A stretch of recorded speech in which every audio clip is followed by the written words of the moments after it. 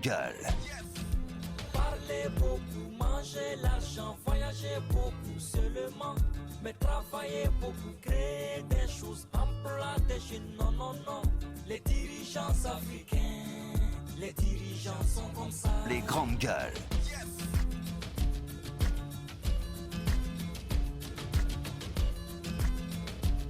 De nous rejoindre dans cette émission Les GG sur Radio Espace Guinée et vous nous regardez également à la télévision. Bienvenue si c'est maintenant que vous le faites, mesdames et messieurs. Plusieurs moyens s'offrent à vous évidemment pour intervenir en direct dans notre émission. Soit vous partez sur Twitter, hashtag Espace GG, c'est qu'on vous recommande fortement d'ailleurs. Sinon, l'autre numéro de téléphone qui s'affiche juste en bas de l'écran. Merci à vous qui nous regardez du côté de l'Abbé. Vous nous écoutez également à la radio de ce côté sur 99.7, la fréquence de notre radio dans ces localités. À la une, éducation, c'est jour de rentrée scolaire en Guinée. C'est aujourd'hui, en tout cas en principe, conformément à une directive du ministère en charge de l'éducation nationale et de l'alphabétisation, qu'élèves, enseignants et encadreurs à l'échelle de tout le pays, donc qui espèrent connaître une année académique plus apaisée, reprennent donc le chemin de l'école après 2 mois de vacances. Depuis 2 ans donc, on se rappelle, l'école guinéenne a connu des remous à cause donc des mouvements de grève déclenchés notamment par le SLEG, le syndicat libre des enseignants et chercheurs de Guinée, un syndicat donc qui attend de savoir avec impatience ce qui résultera évidemment du processus de toilettage du fichier et du personnel enseignant émergent donc à la fonction publique. Où en sommes-nous dans la conduite de ce processus? Qu'en pensent les deux SLEG? Nous essayons de comprendre ce matin, mesdames et messieurs, dans cette émission. Comme invité, évidemment, nous allons avoir le docteur Mohamed Alpha Banou Barry. Il est conseiller donc à la présidence de la République, président de la commission d'assainissement du fichier des fonctionnaires enseignants. Monsieur Boubacar Souma, il faut le rappeler, il est le secrétaire général du SLEG. Madame Kadiatou Ba, secrétaire de l'autre SLEG. N'importe quoi. Allez, bonjour Mohamed Mara, bienvenue. Bonjour Dalai Lama. Comment ça va Mohamed? Je vais très bien, grâce à Dieu. Le séjour, ça s'est bien passé? Oui, très bien. Bien. Très bien. Madame Yoruba, bonjour. Bonjour Lamine. Bonjour Jacques Léwalino. Bonjour Lamine. Bonjour. Voilà, j'ai le bon bouton. Bonjour Abaka Diallo. Bonjour Lamine, bonjour à tous. Ouais. Vous savez que le koya en sachet, vous savez que c'est mis en sachet, l'okoya en tout cas est mise en sachet. Je parle de l'okoya en sachet. Ouais. Je n'ai pas parlé de l'okoya en bouteille. Oui. Et cette okoya, elle est mise en sachet dans une usine abandonnée de savon. Ça se passe ici à Sonfonia. Mais je pense pas. Je pense que vous avez vu. C'est la marque Koya? Je parle de l'okoya. C'est pas pour dire que c'est pas pour apeurer. J'ai quand même quelques soucis avec mon micro. C'est pas pour apeurer les populations, mais nos confrères, c'est très bon. Nos confrères de la RTG savent de quoi il est question. Ouais. Il y a un reportage qui avait été bloqué à un moment donné à la RTG. Il a fallu beaucoup de tractations pour que le blocus, l'embargo soit levé sur le reportage. Qui a été... Tu parles avec des codes, Titi? Mais non, je parle pas avec des codes. Okay, je parle sans parabole. Ouais.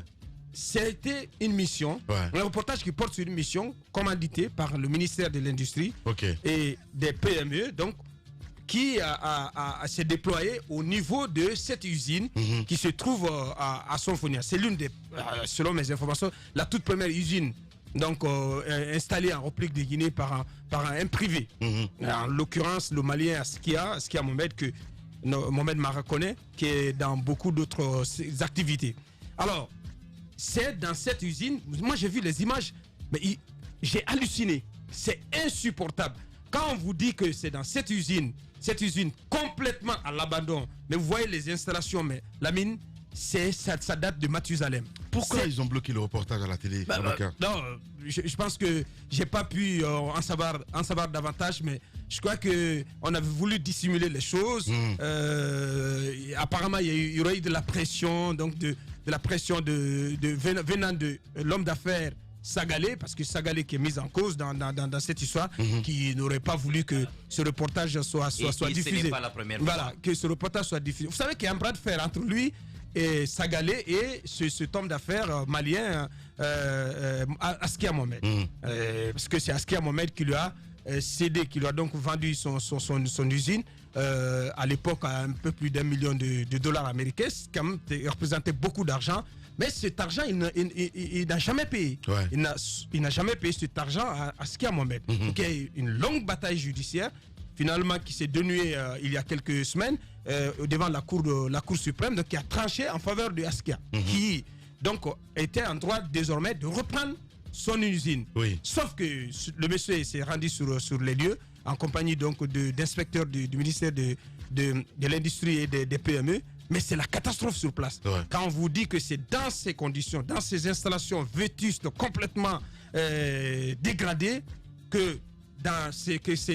qu'on fait la mise en sachet de l'Okoya dans des fûts qui sont raccordés à une sorte de fontaine sous-sol. Mais c'est extraordinaire. Mais ce que j'ai dit ce matin, c'est qu'on attend du ministre Thibou Camara, de toute son équipe, mais ça serait bien quand même une suite. Oui, non, mais absolument. Qu'on l'appelle parce qu'il sait de quoi on parle. Tu vas essayer de l'appeler pour nous, mon cher prince. Il s'agit d'un sujet de santé publique. Oui, un sujet de santé publique. En même temps, honnêtement parlant, il fait de son mieux, le pauvre Thibou. Oui, mais justement, c'est pourquoi il a insisté. Je pense qu'il y a même une pression. Il y a même une pression certainement qui est venue de son côté, de sa part, parce qu'il suivait justement ce reportage qui était en souffrance à un moment donné du côté de la RTG, et il a mis à sa façon certainement un peu de pression pour que ce reportage que le blocus soit levé, que l'embargo soit levé pour qu'il soit diffusé. Mais moi quand j'ai suivi la diffusion du reportage, mais il a été amputé. Il a été amputé de certaines parties où on pouvait quand même voir ces installations vétustes dégradées dans lesquelles on fait la mise en sachet de l'Okoya.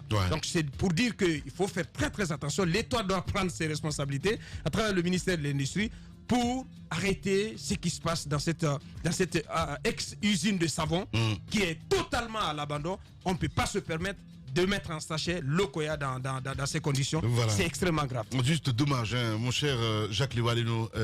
Allez-y. Oui, je crois que les choix de nos industriels souvent ne sont pas très bien compris. Mais c'est juste incroyable. Vous voyez quelqu'un qui commence à fabriquer peut-être le manger et après il se transforme en fabriquant, je sais pas moi, du poison. Et là on part donc de l'usine de savon à l'usine de fabrication de l'eau. Je crois que le ministère est vivement interpellé. Ce n'est pas la première fois qu'on note ce genre de situation. Vous vous rappelez avec l'usine Odave Multi-Industrie du côté du Breka, qui était spécialisée, nous dit-on au départ, dans la fabrication du fer à béton. Et après, on a vu que l'usine fait désormais du gaz. Et c'est le gaz qui a pété un jour, qui a donc donné la mort à quelqu'un sur place. Après, il y a eu des mouvements. Je crois, ce que nous apprenons là du côté de Symphonie Assis, c'est vrai. Ça veut dire qu'il y a ce genre de situation qui doit être dénichée davantage pour éviter que les gens s'exposent. Moi, j'ai un problème avec les eaux minérales. Je ne comprends pas trop ce qui les distingue. À part le fait qu'on les appelle Okoya. Ce contrôle-là, je ne crois pas qu'il soit véritablement fait. Parce que nous en avons tellement. Il est fait. Parce que la critique même. Lamine, il est fait. Attendez, on va revenir dans un instant. Nous avons le ministre Thibou Camara en direct. Les grandes gueules. Bonjour, monsieur le ministre. Bonjour. Bienvenue dans les grandes gueules. On s'intéresse à cette ex-usine de savon implantée ici à Conakry, à Symphonia, dans laquelle on apprend que depuis 20 ans, aucun morceau de savon n'a été produit. Au sein de laquelle, a-t-on appris, en tout cas à travers un reportage qui a été diffusé sur la RTG, au sein de laquelle donc on fait la mise en sachet de l'Okoya. Vous avez dépêché sur place une équipe d'inspecteurs. Qu'avez-vous constaté et que dit le rapport de la mission?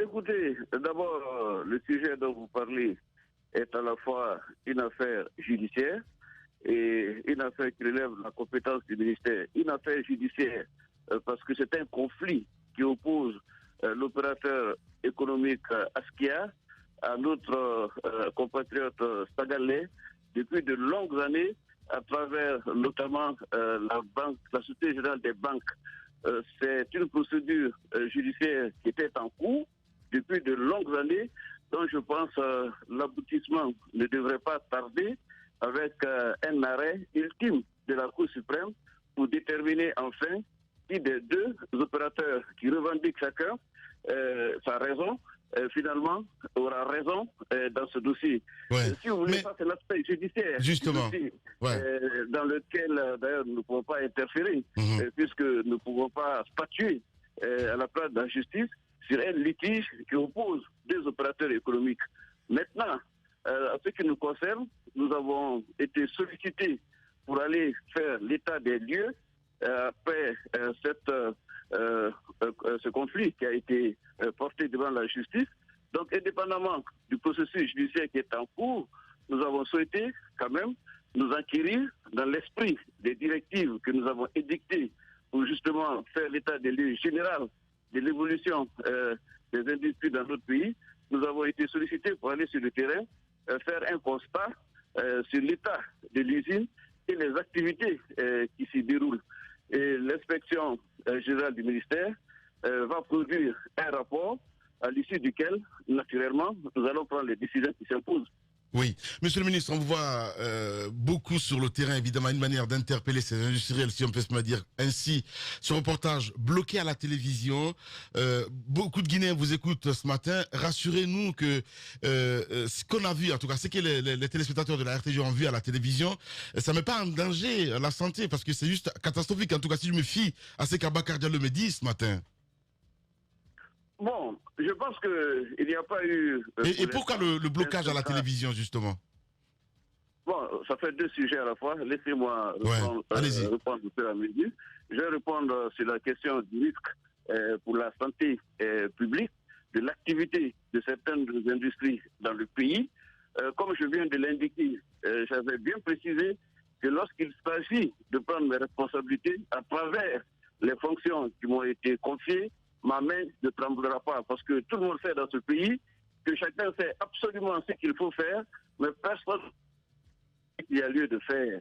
Et dans le domaine de l'industrie, je l'ai dit, il y a eu une industrialisation sauvage dans notre pays, liée un peu à l'engouement pour le secteur, sans forcément respecter les cahiers de charges, les normes et les références et les standards internationaux liés à la création d'une unité industrielle. C'est une situation dont j'ai hérité, mais que je ne souhaite pas laisser en l'état.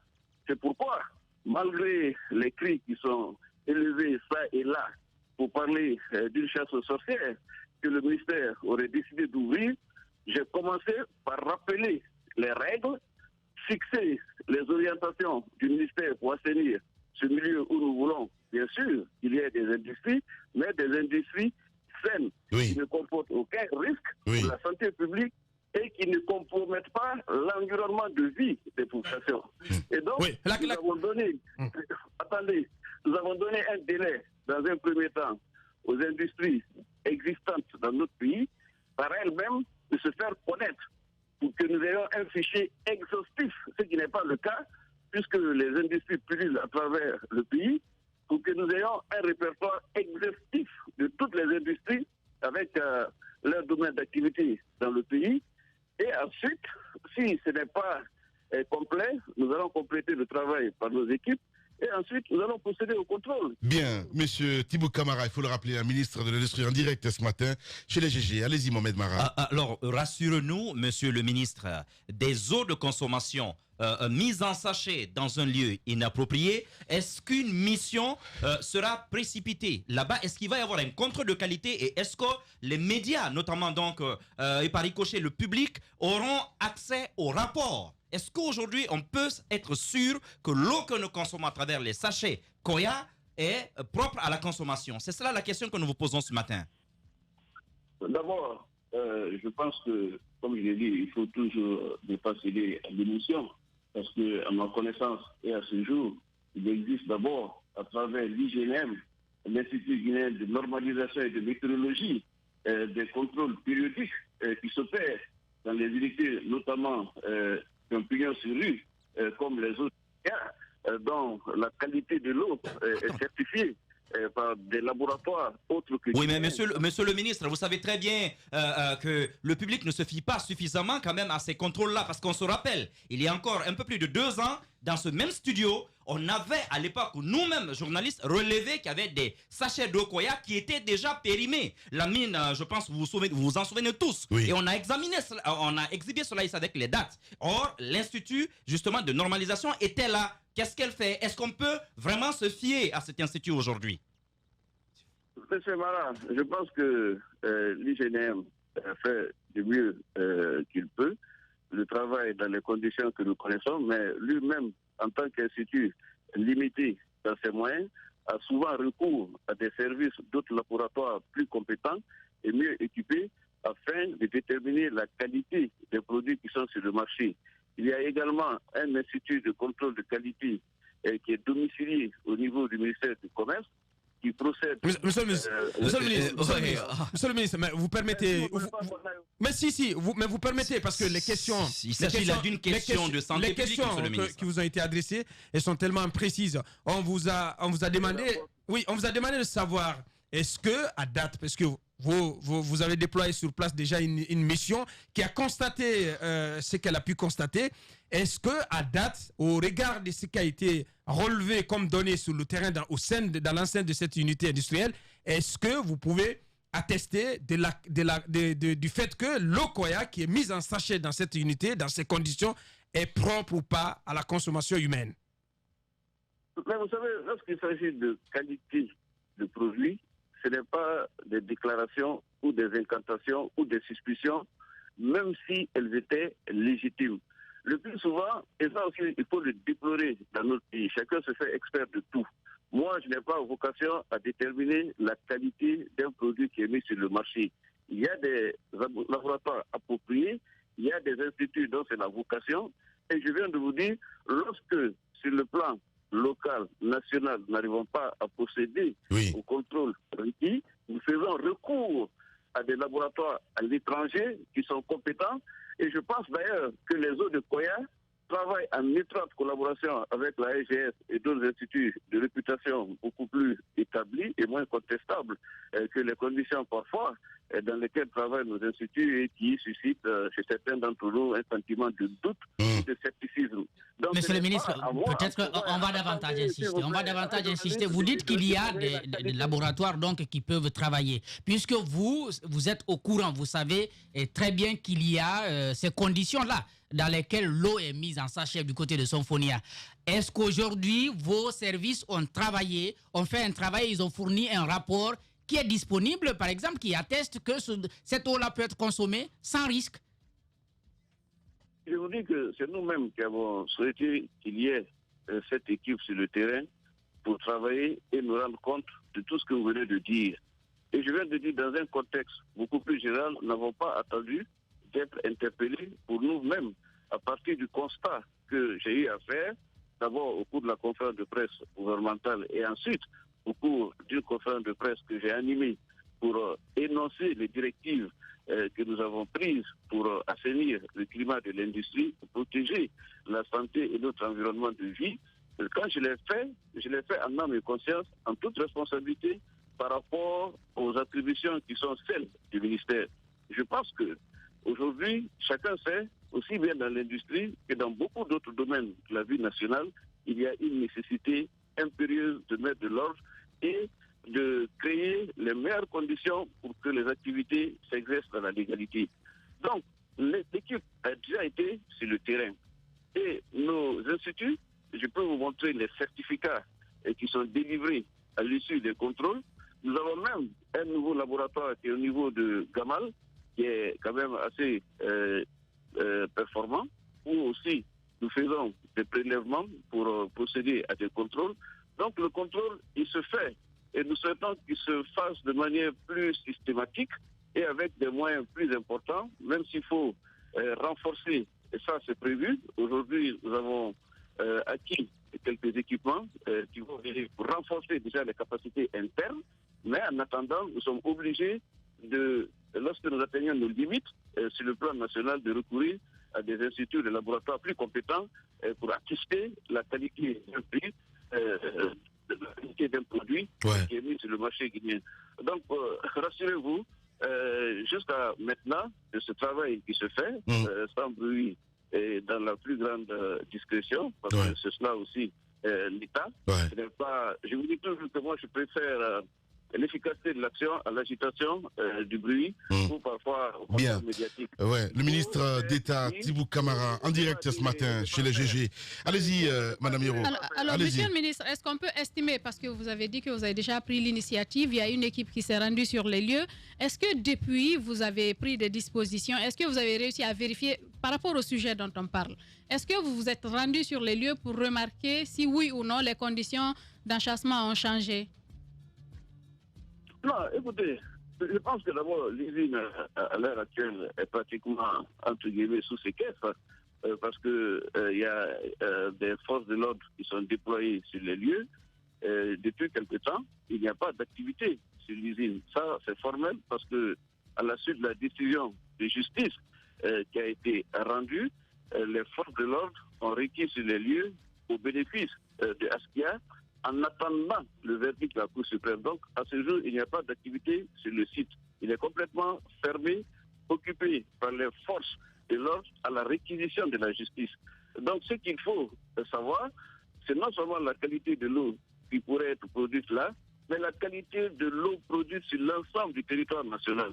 Et avant cette inspection et les questions que vous soulevez, à ma connaissance, la qualité de l'eau Koya n'avait jamais été mise en cause auparavant. Bien sûr que oui, monsieur le ministre. Bien sûr que oui.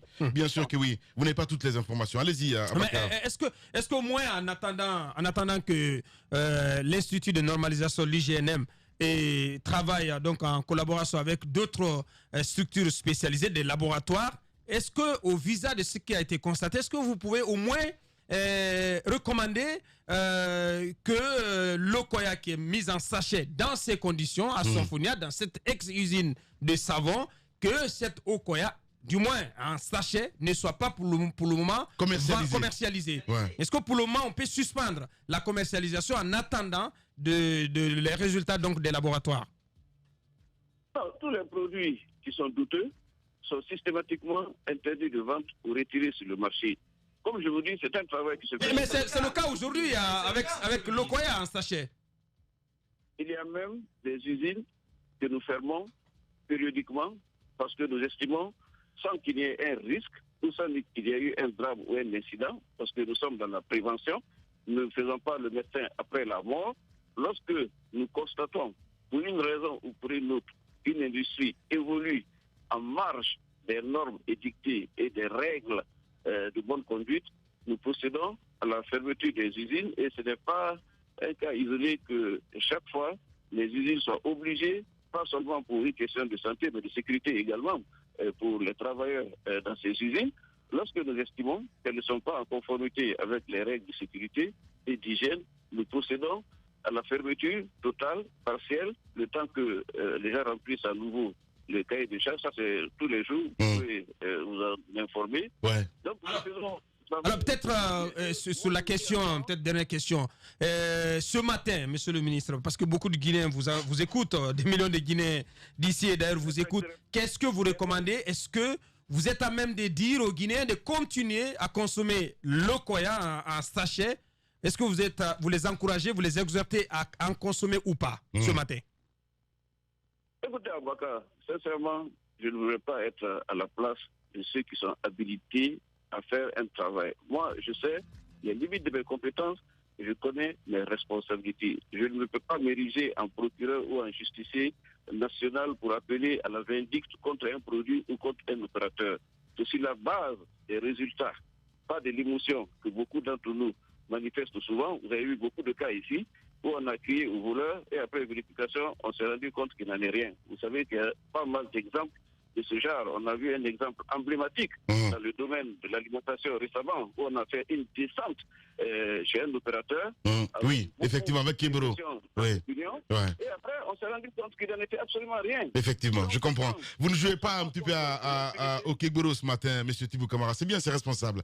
On va parler maintenant politique, Bakar, un petit peu. Monsieur le ministre d'État, vous avez participé aux côtés du Premier ministre aux consultations nationales donc, qui ont été recommandées par le chef de l'État. sur les questions de préoccupation nationale, parce que globalement, c'est cette enveloppe qui a été servie. Sous cet emballage, donc, tout cela a été organisé. Qu'est-ce que vous en retenez au sortir donc de 2 à 3 semaines de consultation? Quel enseignement peut-on en tirer, monsieur le ministre d'État? Nous parlons d'industrie et des conditions d'évolution de l'industrie. Si vous voulez que nous débattions d'autres sujets aussi graves, ce n'est pas à la légère et à la volée et à travers une question qui va en appeler une autre. D'accord, donc vous ne vous prononcez pas dessus. Allez, Mohamed Ouattara, peut-être une dernière question. Oui, il ne veut pas se prononcer sur une question, néanmoins c'est l'actualité qui nous y oblige un peu. Monsieur le ministre, on assiste depuis plusieurs jours à quelques échanges peu amènes avec notamment le bloc de l'UFR. Que se passe-t-il, monsieur le ministre? Il semble que 2010 ne soit pas encore si lointain. Je n'ai pas compris. Il semble que 2010 ne soit pas encore si lointain. Ces derniers jours, on a assisté à des les événements échanges. de 2009 plutôt. 2009 et 2010, justement, on a assisté encore à quelques échanges assez quand même corsés avec l'UFR. Que se passe-t-il? Que se passe-t-il? C'est que dans d'autres pays, depuis des années, certains ont décidé de faire du mensonge une démarche politique et une philosophie de vie. Et d'autres combattent l'injustice et essaient de rétablir autant que possible la vérité. Comme j'aime à le rappeler, Paul Valéry a dit que l'histoire ne justifie pas ce que l'on veut. Et c'est l'occasion d'ailleurs de dire que l'un des problèmes que notre pays rencontre, c'est que ceux qui ont le plus à se reprocher, qui en ont le plus sur la conscience, sont les premiers à jeter la pierre contre les autres. Et ceux qui n'ont jamais rien fait sont ceux qui savent ce qu'il faut faire pour le pays. Moi, je ne me reproche pas d'avoir servi ce pays et d'avoir été à des fonctions, à des moments critiques de l'histoire. Tout ce que j'aurais fait dans le cadre de ce mandat et de mes attributions, je l'assume pleinement. Mais je n'accepte pas que, selon les intérêts politiques ou les sentiments ou ressentiments que certains éprouvent, qu'on veuille refaire une lecture de l'histoire après l'avoir réécrite. Ceux qui ont des problèmes avec la vérité ou ceux qui sont habitués au mensonge en pensant qu'il suffit d'affirmer pour que ce soit vrai, chaque fois, lorsqu'il s'agira du pays et de moi-même, surtout que nous sommes des acteurs et des témoins de cette histoire, nous nous ferons à la fois le devoir et le plaisir de les remettre à leur place et de rétablir la vérité que très peu de gens connaissent. C'est pourquoi d'ailleurs, assez souvent, dans ce pays, le mensonge prospère. Voilà. Décidément, vous avez été très très touché par la sortie les accusations d'un des lieutenants du président de l'UFR au siège du parti à Matam le week-end dernier, et vous n'avez pas vous avez choisi donc des mots assez on va dire assez forts pour réagir concernant le 28 septembre 2009. Je vais vous faire une révélation ce matin.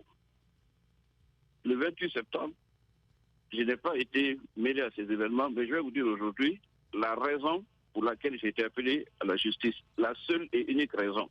Je rappelle au passage qu'il y a eu l'audition de nombreuses personnes qui ont été témoins, qui ont vécu dans leur chair et dans leur âme ces événements, des éléments de forces de défense et de sécurité. Il y a eu même des enquêtes internationales d'ONG indépendantes qui ne sont pas mêlées à nos conflits internes et qui donc sont supposés avoir fait un travail plus ou moins objectif. Aucune des institutions nationales, internationales, aucune des personnalités appelées à témoigner ne m'a cité ou n'a fait la moindre allusion à moi. C'est dans sa déposition à lui que M. Sidya Touré a fait allusion à moi et a proféré des accusations. C'est sur la base uniquement de ces affirmations que la justice a estimé que celui qui a été mis en cause avait également le droit de se défendre. C'est comme vous, la presse. Lorsque quelqu'un accuse, vous faites l'effort d'aller vers celui qui est accusé pour avoir sa version des faits.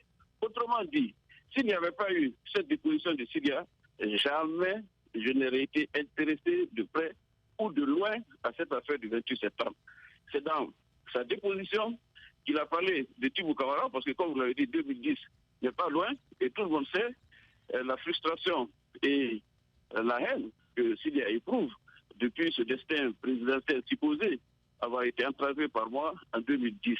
Mais cela aussi, sont des faits qu'on peut expliquer à la face du monde parce qu'il y a encore des témoins et des acteurs qui sont en vie.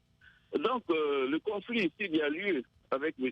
Sidya Touré, c'est lié au sentiment qu'il a et au ressentiment de ses partisans qu'un certain Tibou Camara, au tournant de 2010, a été là pour freiner son ambition présidentielle et retarder son accession au pouvoir, qui de plus en plus s'éloigne comme sa jeunesse. De quoi vous accusez-t-il, monsieur le ministre, si vous voulez nous en dire un peu plus? D'avoir rétabli des résultats qui avaient été changés en sa faveur, c'est tout. Ouais, allez-y, madame. Dans sa déposition, parce que vous dites que le seul fait pour lequel vous avez été cité à la justice dans le cadre de ces événements du 28 septembre, c'est parce que Sidya Touré a parlé de vous dans sa déposition. Peut-on savoir, quand vous avez été à la justice, qu'est-ce qu'on vous a dit qui aurait été dit par Sidya Touré? Non, Sidya Touré a prétendu que c'est de mon téléphone que Dadis Camara l'a appelé, sans en situer les contextes et en donner les raisons. Ce n'est pas grave, mais ce qui est le plus grave, Sidya Touré prétend avoir entendu quelqu'un qui serait à côté de Dadis, qu'il croit être moi, lui souffler des mots à l'oreille. Et ça, je rappelle pour l'histoire que ce dont on parle, c'est le 27 septembre, à la veille du 28. Donc on n'était même pas encore dans le 28 septembre et on était loin d'imaginer ce jour-là que le lendemain, la Guinée aurait connu une des plus graves tragédies de son histoire. Donc M. Sidya Touré, à part le fait qui est constant, et cela je l'ai expliqué dans quelles circonstances, que mon téléphone aurait servi à la discussion qu'il a eue avec Dadis sur l'opportunité ou non d'organiser la manifestation, ou même l'éventualité de trouver un accord pour la manifestation. M. Sidya Touré a fait un commentaire personnel en disant qu'il estime, à partir du moment où mon téléphone a servi de contact entre Dadis et lui, et que j'étais à ses côtés, sans savoir s'il y en avait d'autres, que nécessairement, ça c'est une conclusion personnelle à lui, j'aurais dû peut-être contribuer à radicaliser Dadis ou à l'inciter à la violence. Non, vous savez, moi, je suis un homme que tout le monde connaît. Il n'y a rien dans ma vie à Ouattara que je pourrais faire et que je ne peux pas assumer. Tout ce que je fais, je l'assumerai. Je me suis fait cette promesse personnelle, mais je me suis fait également la promesse de ne jamais laisser prospérer le mensonge, de ne jamais laisser l'histoire se déformer, une histoire que je connais sous mes yeux, parce que combien de familles, combien de personnes ont péri dans ce pays à cause du mensonge et de la difficulté à établir la vérité les concernant ou à leur rendre justice lorsqu'ils sont victimes de discrimination ou d'injustice. Donc, je le dis solennellement, je n'ai rien à voir avec le 28 septembre, à part le témoignage de M. Sidya Touré, qui appelait de ma part, en tant que témoin, des explications pour établir la vérité. Et d'ailleurs, je remercie la justice guinéenne de m'avoir donné l'opportunité de savoir ce qui avait été dit et l'occasion de me défendre. Bien.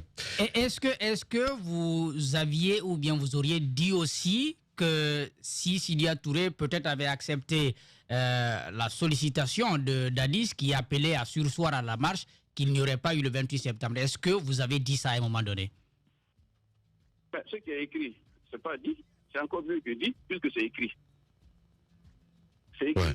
Je l'ai écrit dans la réplique à l'UFR, donc il n'y a pas de... Une question pour en revenir, pour en terminer avec la question de l'usine. Est-ce que vous confirmez que c'est dans la même usine que le jus Caprisson, donc qui est prisé quand même par nos enfants, que c'est dans cette unité industrielle, cette ex-usine de savon que le jus Caprisson aussi est fabriqué? Avocat, moi je pense que tout le monde sait là où il y a l'usine officielle de Koya. Également, cette usine qui est en cause aujourd'hui et oppose, je le rappelle, des opérateurs économiques qui réclament chacun des droits de propriété sur l'usine en attendant que la justice ne statue sur le litige. Aujourd'hui, il est évident que beaucoup d'unités industrielles, elles ne sont pas nombreuses, essaient de se conformer aux normes de sécurité, d'hygiène, pour leur propre réputation d'ailleurs, en plus de ce risque qu'une activité de cette nature-là pourrait comporter pour la santé publique ou le pays. Donc moi j'estime que aujourd'hui, il serait difficile de vous dire quelles sont toutes les unités industrielles qui évoluent dans le pays, dans quelles conditions, parce que tout simplement, il y a eu une génération spontanée d'industrie. Nous sommes un des rares pays, à ce jour, à ne pas disposer de zones industrielles. Chacun fait une industrie là où il peut, parfois jusque dans les maisons. Mais ça, ce n'est pas une situation que moi j'ai voulu, ou que moi j'ai créée. Mais ce qui est le plus important, je le dis souvent, ce n'est pas toujours d'accuser le passé ou de se retrancher derrière des responsabilités qui ne sont pas les nôtres. Oui. La responsabilité commande de corriger ce qui n'est pas normal et d'offrir un avenir là où le passé semble difficile pour chacun. Donc moi je ne dirais pas que tel est responsable de telle situation. On devoir aujourd'hui de répondre à l'attente des Guinéens dans le secteur de l'industrie, et c'est à cela qu'on va me juger, plutôt de me défausser sur les gens et d'invoquer des difficultés à ne pas accomplir ma tâche. Moi, je sais un homme qui veut qu'on le juge à la tâche, et je ne suis pas de ceux qui invoquent toujours le passé pour justifier l'incapacité d'offrir un avenir à leurs concitoyens. Bien. Le ministre d'État, Tibou Camara, mes encouragements et surtout courage, monsieur le ministre. Merci beaucoup d'avoir accepté notre invitation ce matin. Merci à vous. Et dès que vous aurez les sujets politiques. Avec plaisir. On vous invite la semaine prochaine ici. Voilà. Merci. Au revoir. Merci. Événement. Tout homme le grand casting des GG de rechercher la vérité et de la dire sera toujours odieux à celui qui exercera l'autorité. Condorcet. Bienvenue chez les GG sur Radio Espace Guinée.